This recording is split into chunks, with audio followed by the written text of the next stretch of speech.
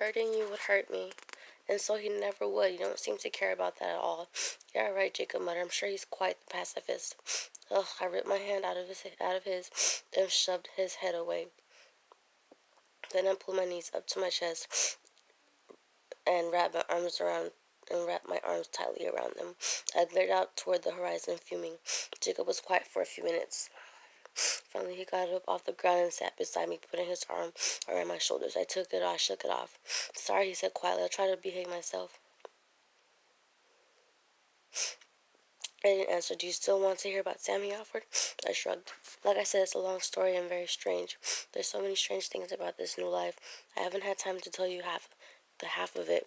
And this thing with Sam, well, I don't know if I'll even be able to explain it right. His words pricked my curiosity in spite of my irritation. I'm listening, I said stiffly. Out of the corner of my eye, I saw the side of his face pull up in a smile.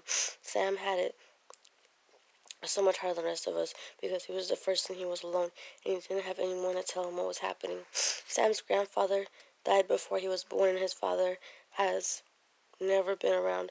There was no one there to recognize the signs. The first time it happened, the first time he phased, I broke off mid-sentence, remembering that Jacob's friend had been a sensitive subject. Quill, Jacob sighed. So it must have happened. Quill must have been the pack. I'm sorry, I mumbled. To my surprise, Jacob snorted. Don't say that to him. What do you mean? Quill's not looking for pity, just the opposite. He's jazzed, totally thrilled. This made no sense to me. All the other wolves had been so depressed at the idea of their friends sharing their fate. Huh? Jacob tilted his head back to look at me. He smiled and rolled his eyes. Quill thinks it's the coolest thing that's ever happened to him. Part of it is finally knowing what's going on, and he's excited to have his friends back, to be part of the in-crown. Jacob snorted again. Shouldn't be surprised, I guess. It's so Quill. He likes it? Honestly, most of them do, Jacob admitted slowly. There are definitely good sides to this. The speed, the freedom, the strength, the sense of family. Sam and I are the only ones who ever felt really bitter, and Sam got past that a long time ago. So I'm the crybaby now, Jacob laughed at himself. There were so many things I wanted to know. Why are you and Sam different? What happened to Sam? Besides that, he looked down at me, his black eyes unreadable. I am still human. He picked up my hand and pressed it to his warm chest. Through his t-shirt, I could feel the steady beating of his heart under my palm. Normal humans can't throw motorcycles around the way you can. He smiled a faint half-smile. Normal humans run away from monsters, Bill, and I never claimed to be normal, just human. Staying angry with Jacob was too much work. I started to smile as I pulled my hand away from his chest. You look plenty human to me, aloud. At the moment, I feel human. He stared past me, his face far away. His lower lip trembled, and he bit down on it hard. Oh, Jake, I whispered, reaching for his hand. This was why I was here. This was why I would take whatever reception waited for me when I got back.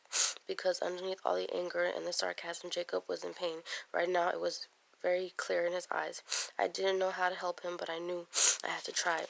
It was more than that I owed him. It was because his pain hurt me too. Jacob had become a part of me, and there was no changing that now.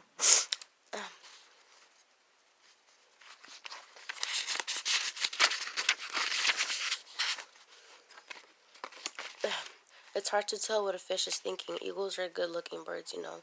Is that what it comes down to? His voice was abruptly sharper. Good looks? Don't be stupid, Jacob. Is it the money, then? He persisted. That's nice, I muttered, getting up from the tree. I'm flattered that you think so much of me. I turned my back on him and paced away. Don't get mad. He was right behind me. He caught my wrist and spun me around. I'm serious. I'm trying to understand here, and I'm coming up blank. His eyebrows pushed together angrily, and his eyes were black in their deep shadow. I love him, not because he's beautiful or because he's rich. I spat the word at Jacob. I'd much rather he weren't either one.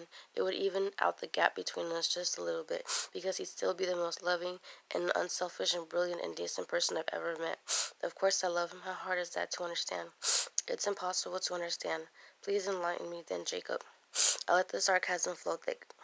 What is a valid reason for someone to love someone else, since apparently I'm doing it wrong? I think the best place to start would be to look within your own species. That usually works. Well, that just sucks, I snapped. I guess I'm stuck with Mike Newton after all. Jacob flinched back and bit his lips. I could see that my words had hurt him, but I was too mad to feel bad about committed suicide and how it all got out of control. Do you realize that if you had just waited for me like you were supposed to, and the Alice wouldn't have been able to see you jump, nothing would have changed. We'd probably be in my garage right now like any other Saturday. There wouldn't be any vampires enforcing you and me. He trailed off, deep in thought. It was disconcerting the way he said this, like it would be a good thing to have no vampires and forks. My heart thumped unevenly at the emptiness of the picture he painted. Edward would have come back anyway. Are you sure about that? He asked, belligerent again. As soon as I spoke Edward's name, being apart, it didn't work out so well for either of us. He started to say something angry from his expression, but he stopped himself, took a deep breath, and began again.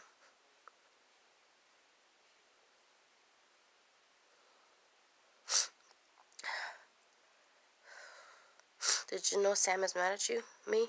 It took me a second. Oh, I see. He thinks they would have stayed away if I wasn't here. No, that's not it. What's the problem then? Jacob leaned down to scoop up another rock. He turned it over and over in his fingers. His eyes were riveted on the black stone while he spoke in a low voice. When Sam saw how you were in the beginning, when Billy told them how Charlie worried when you didn't, for her to get worked up. She didn't need to be mad at me. Edward would be angry enough for two when he got back. My truck was positively wheezing by the time it grated to a stop in front of the familiar faded red house. The lump came back to my throat as I stared at the little place that had once been my refuge. It had been so long since I'd been here. Before I could cut the engine, Jacob was standing in the door, his face blank with shock. In the sudden silence when the truck roar died, I heard him gasp. Bella? Jake, hey Jake. Bella, he yelled back, and the smile I'd been waiting for stretched to cross his face like the sun breaking free of the clouds. His teeth gleamed bright against his russet skin. I can't believe it. He ran to the truck and half yanked me through the open door, and then we were both jumping up and down like kids. How did you get here? I snuck out. Awesome. Hey, Bella. Billy had rolled himself into the doorway to see what all the commotion was about. Hey, Bill. Just then my air choked off. Jacob grabbed me in a bear hug too tight to breathe and swung me around in a circle.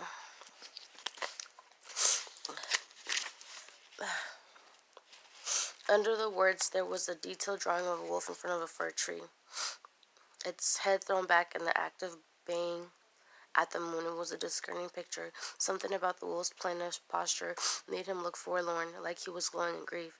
And then I was running to my truck, the flyers still locked in my grip. 15 minutes, that's all I had, but it should be long enough. It was only 15 minutes till I pushed, and surely I would cross the boundary line a few minutes before I hit the town. The truck roared to life without any difficulty. Alice couldn't have seen me doing this because I hadn't been planning it. A snap decision, that was the key. And as long as I move fast enough, as long as I move fast enough, I should be able to capitalize on it. I thrown the damp flyers in my haste, and they were scattered in a bright mess across the passenger seat. 100 bolded captions, 100 dark howling wolves outlined against the yellow background. I barreled down the wet highway, turning the windshield wipers on high and ignoring the groan of the ancient engine.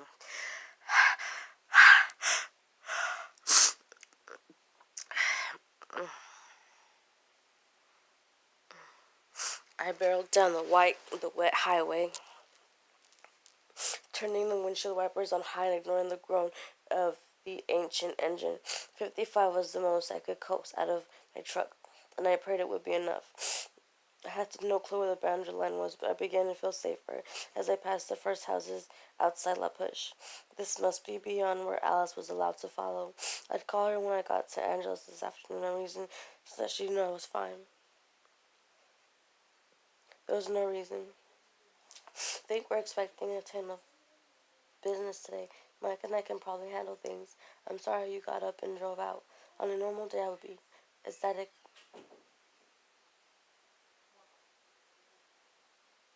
with this turn of events. Today, not so much. Okay, I sighed, my shoulders slumped. What was I going to do now? That's not fair, Mom, Mike said, if Bella wants to work. No, it's okay, Mrs. Newton relaxed. Mike, I've got finals to study for and stuff. I didn't want to be a source of familial discord when they were already arguing. Thanks, Bella. Mike, you missed aisle 4. Bella, do you mind throwing these flyers in the dumpster on the way out? I told the girl who left them here that I put them on the counter, but I really don't have the room.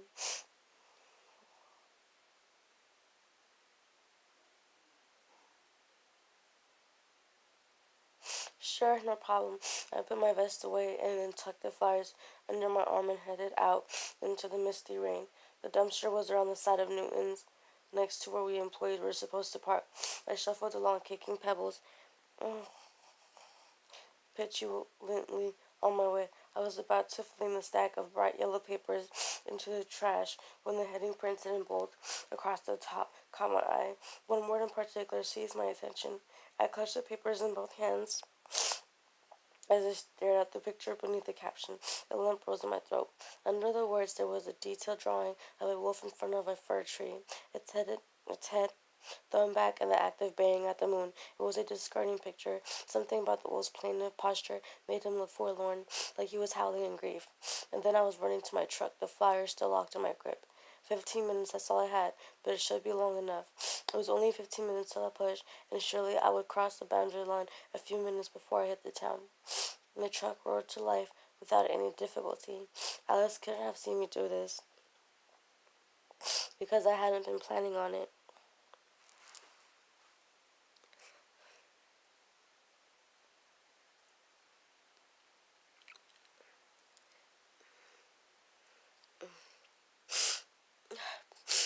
But it was only 15 minutes till I pushed, and surely I would cross the boundary line a few minutes before I hit the town. My truck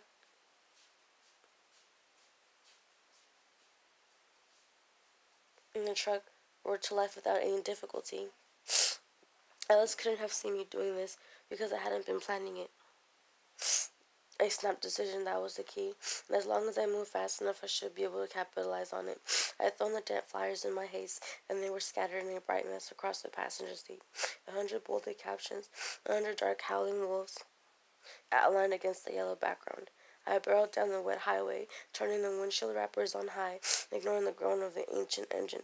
55 was the most I could coax out of my trunk, and I prayed it would be enough. I had no clue where the boundary line was, but I began to feel safer as I passed the first houses outside La Push. This must be beyond where Alice was allowed to follow. I'd call her when I got to Angeles this afternoon. A reason so she'd know I was fine. There was no reason. You're just going to have to wait, Miss Newton. Snap, you and Tyler can think of something else to do. You're not going to stay out until the police stop whatever it is that's going on there. I know Beth Crowley has told Tyler the same thing, so don't act like I'm the bad.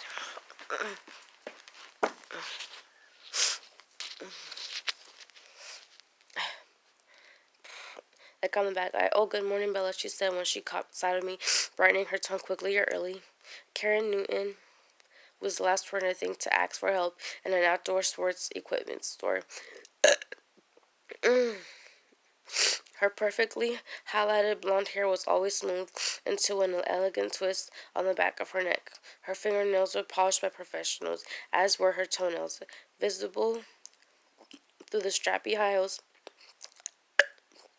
that didn't resemble anything Newton's offered on the long row of hiking boots. Like traffic, I joked as I grabbed my hideous fluorescent orange vest out from under the counter.